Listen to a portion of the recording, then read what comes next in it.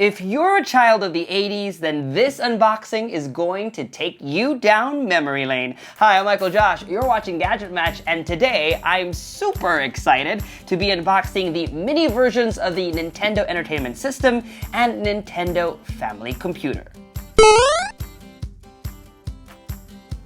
Let's start with this one. For our viewers in Asia, this is probably the more familiar of the two. The Family Computer, or Famicom, was originally released in Japan in 1983. That's 2 years before the NES, or Nintendo Entertainment System, was released in the US. Okay, this is literally giving me chills. This is exactly how the box of the Family Computer looked like growing up. I had 2 of these, although this box is, of course, smaller than the original. They've kept the original fonts, images, the design, and if you look closely over here, these colored thingies are actually game cartridges. You lift up this flap over here and then you plop them in. I remember staying up late with my mom playing Pac-Man to try to beat each other's high score. Instead of cartridges, the console comes pre-installed with 30 games. Some of them may look familiar. This is Donkey Kong, that's Ice Climber, Pac-Man, and this is Legend of Zelda 2. Now, if you'll notice, all these titles are in Japanese. This console is going to be in Japanese, and there's not going to be an English language version. Okay, let's do this. Are you excited? Okay, what's in this box? Okay, everything is in Japanese. Whew, it is so tiny. It's crazy. It looks like a toy. Okay, they're all individually wrapped in plastic. Oh my god, take a look at that. So small. It is so small. I don't know how I'm gonna play with this. It's so small. Remove everything from their foam pouches. Oh my goodness. That's amazing. So this is how it would look like.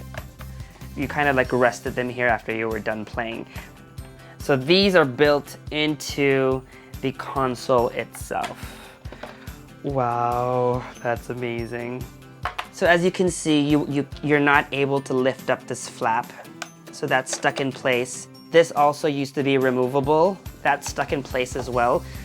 This is the eject button. You used to push it up to remove the cartridge. That doesn't work as well.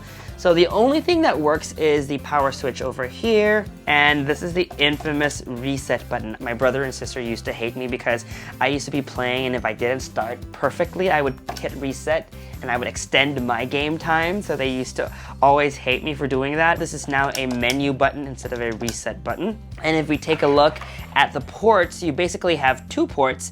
DC in, so this is a micro USB port for power in, and you have an HDMI port for video out for connecting to a TV or monitor. In terms of controllers, only player 1 could start a game.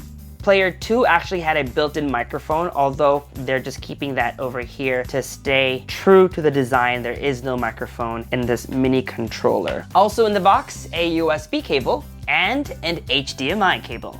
Do know that while you do have a micro USB cable, Nintendo did not bundle a USB wall charger, but that's okay. Any USB charger you may have lying around will work. Now let's move on to this one, the Nintendo Entertainment System, or NES, and this is the mini version. Okay, let's take a look at the box. For our North American viewers, you'll find that the US packaging is slightly different, but it's the same thing. This one is probably the European version because I can see it's from Germany, and there's a bit of French here as well. Let's turn it around and you'll see that the games are in English this time. You have Super Mario Brothers, there's Zelda, Kirby's Adventures, Pac-Man, and a few others. 30 games are pre-installed, although the games on the Famicom version and the NES Classic are slightly different. Here's what's different on both consoles. Okay, let's open it up. You have the Nintendo Entertainment System Classic Mini Operations Manual, a controller. Only one controller comes with a box, but you can buy these separately if you want to go 2-player. And then this square box, wow, I can't believe how small and light it actually is. Feels like there's nothing inside. On its back, you'll find an HDMI port and a power in. It supports a micro USB. And up front, power and reset. Plus you have the input ports for the controller. Now this over here is not a flap like it is on the original console where you would put up the flap and put the cartridge in. Also in the box, a HDMI cable and a micro USB cable. Again, there's no charger in the box. Setup is easy. Plug one end of the HDMI cable into the TV and the other end into the Famicom. For power, you'll need a USB phone charger. Plug in the bundled USB cable and the other end into the Famicom. To power it on, flick the switch upward like this. Okay, now we're ready to play, but before we start, you may notice this unconventional setup. We have the Famicom on the table with the TV flushed up against the wall, and that's only because, as you'll notice over here, the controller is hardwired to the Famicom, and it isn't that very long. So if you were to connect this to your TV, you'd probably have to sit on the floor and not on the couch. Okay, so this is what the user interface looks like. If you'll notice, everything is in Japanese. So if you buy the Famicom, just do note that all of these instructions are going to be in Japanese. All the games are going to be in Japanese as well. But hey, if you're familiar, then that shouldn't really be a problem. Let's play something that we know, that we like. Pac-Man. Okay, let's start.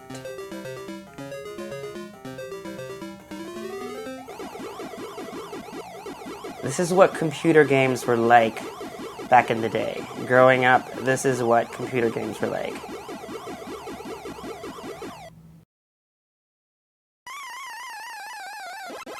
If you're done playing your game and you want to play something else, you actually press the reset button over here to go back to the main menu. Notice that floating little thing with wings? That's your saved game state. But if you really want to save that, you'll need to save it in one of 4 storage boxes. You press down on the controller. As you can see, we have 4 slots, and then you press A to save it onto one of the 4 slots. Now, if you want to return to it, all you have to do is press A again, and you go back to the game exactly where you left it. Let's play one more game? Okay, let's see what else is here. I actually want to play Ice Climber. This is one of my... I know it's kind of boring, but I used to like playing this as a kid.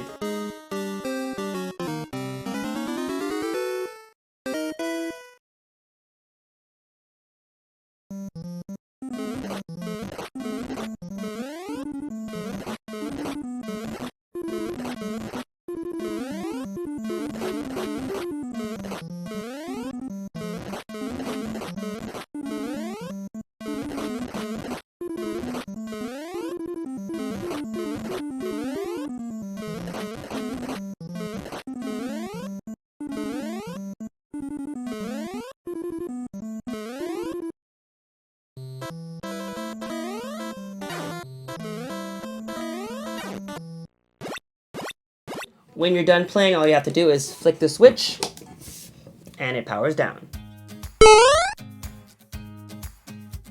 Setting up the NES Classic Mini requires one extra step. First, on the front of the device, plug in the controller. And just like on the Famicom, on the back, HDMI and power. Now to power it up, this cord is even shorter. Unlike the Famicom, the NES Classic requires a little bit of setup, so let's go ahead and pick our language. English. Let's take a look at what games they have on the NES Classic Mini. Oh, Bubble Bobble. I like that game. Donkey Kong. Oh, Donkey Kong Jr. That's new. That isn't on the Famicom. Final Fantasy. Because I know there was Final Fantasy 2 or 3 on the other one. Ice Climber, still there. Mario Brothers. Oh, Mega Man! There wasn't any Mega Man on the other one. Pac-Man. Mario Brothers 1. Mario Brothers 2, Mario Brothers 3. I'm not sure if there wasn't Mario Brothers 2 on the other one as well. I don't think so. Okay. Because it's in English now, let's dive into settings to take a look at the 3 ways we can configure the display. Earlier on the Famicom, we were playing on 4:3 mode. There's also a CRT filter mode, which lets you mimic the look and feel of an old CRT tube TV. Let's go ahead and play Super Mario Brothers. Let's take a look at CRT mode. Notice all the scan lines. Start.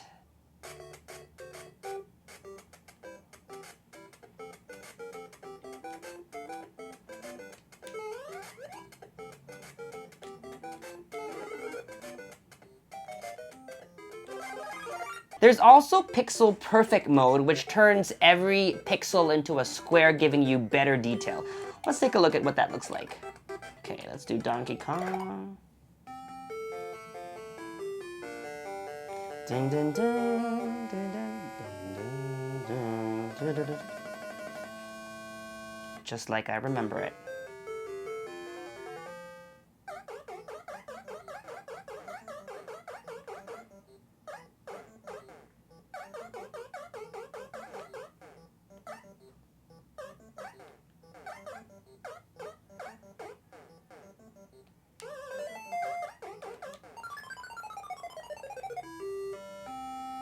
To go back to the main menu, all you have to do is press the reset button. Maybe we can check out Final Fantasy.